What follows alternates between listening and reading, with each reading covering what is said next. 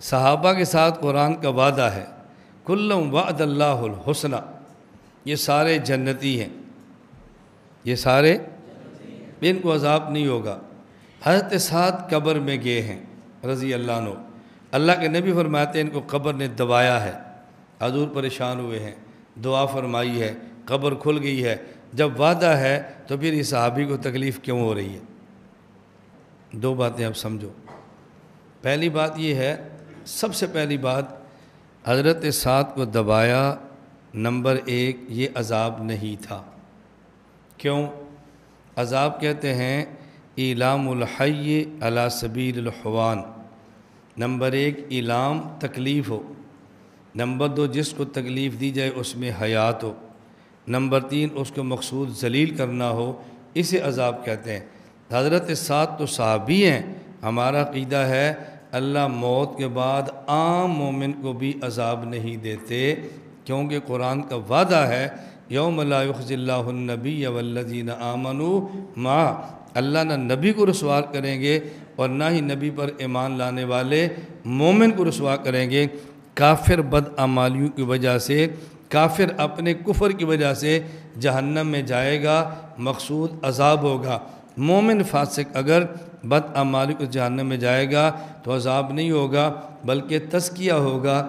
جنت پاک لوگوں کی جگہ ہے، یہ گناہ کر کے خود کو ناپاک کر چکا ہے، اللہ اس کو پاک کریں گے، کبھی اپنے کرم سے کہ مالک یوم الدین ہیں، قانون سے نہیں، کبھی پاک کریں گے کسی کی سفارش کی وجہ سے شفاعت قبول ہوتی ہے، اور کبھی پاک کریں گے اس کو جہنم میں بھیج کر تزکیہ ہوگا۔ عام مومن کو عذاب نہیں ہوتا تو صحابی کو عذاب کہاں سے ہونا ہے؟ عام مومن کو بھی اگر ہو اسے تزکیہ کہتے ہیں، عذاب نہیں کہتے۔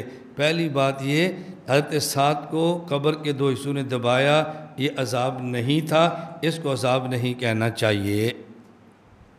یہ بات سمجھ آ گئی؟ یہ مسئلہ حل ہوا کہ عذاب نہیں تھا۔ دوسرا مسئلہ کہ بھئی تکلیف تو تھی، سوال یہ ہے کہ اللہ تعالیٰ نے صحابہ کرام کے ساتھ وعدہ کیا کیا ہے؟ ایک ہے موت کے بعد حشر کی زندگی، ایک ہے حشر کے بعد کی زندگی۔ صحابہ سے جو وعدہ ہے نا وہ ہے جہنم میں نہ بھیجنے کا، لا تمس النار مرآنی۔ حضرت سعد کو قبر نے دبایا ہے لیکن یہ آگ نہیں تھی، یہ جہنم میں گئے نہیں ہیں۔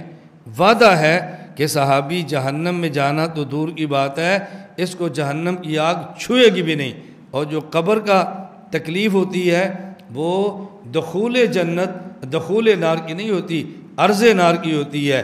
حضرت سعد کو اللہ نے جہنم میں بھیجا بھی نہیں ہے، اور جو قبر میں عرض نار ہوتا ہے حضرت سعد کو اس عرض نار سے بھی محفوظ رکھا ہے، عرض نار سے بھی محفوظ رکھا ہے۔ کسی آیت اور کسی حدیث میں نہیں ہے کہ صحابی کو قبر کی تکلیف نہیں ہوگی، جب اس معافی کا وعدہ ہی نہیں ہے۔ اب اگر دبا دیا تو اشکال کیا ہے؟ کیا اشکال ہے بھائی؟ اشکال کیا ہے؟ کلم وعد اللہ الحسنہ، تمام کے ساتھ جنت کا وعدہ ہے، کسی صحابی کو جہنم میں نہیں بھیجیں گے۔ کوئی ایک حدیث پیش کر دیں، کوئی ایک صحابی ایک سیکنڈ کے لیے بھی جہنم میں جائے، اب اعتراض ہوگا۔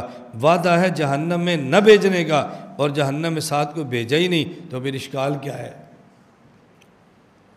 قبر میں تکلیف نہیں ہوگی اس کا تو وعدہ ہی نہیں ہے، پھر اگر ایک کو تکلیف ہو گئی تو اشکال کیا ہے؟ بات سمجھ آ گئی؟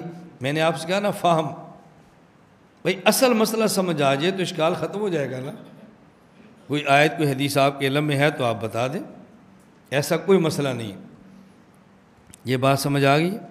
ایک اور بات سمجھو، میں نے آپ سے کہا تھا یہ جو قبر کی زندگی ہے یہ کیا ہے؟ قبر کی زندگی کیا ہے؟ قبر کی زندگی دنیا کی زندگی کا خاتمہ اور آخرت کی زندگی کا مقدمہ۔ توجہ رکھنا، دنیا کی زندگی کا خاتمہ اور آخرت کی زندگی کا مقدمہ۔ دنیا میں مومن، صحابی، عادل، حجت، معیار، محفوظ، دنیا میں رہتے ہوئے اگر صحابی کو تکلیف ہو جائے تو یہ صحابیت کے خلاف نہیں ہے، قبر دنیا کا تتمہ ہے، اس تتمہ میں بھی اگر کچھ تکلیف آ جائے تو صحابیت کے خلاف نہیں ہے۔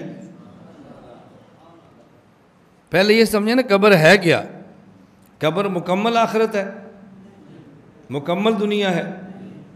جب مکمل آخرت ہوگی نا وہاں وعدہ ہے کل وعد اللہ الحسنہ، اور جو مکمل آخرت نہیں ہے نا ابھی من وجہ دنیا کا تتمہ ہے اور من وجہ آخرت کا مقدمہ ہے، تو دنیا میں رہتے ہوئے اگر صحابی کو تکلیف آ جائے یہ صحابیت کے خلاف نہیں، تو جو دنیا کا تتمہ ہے اگر اس میں تکلیف آ جائے تو یقیناً صحابیت کے خلاف نہیں ہے۔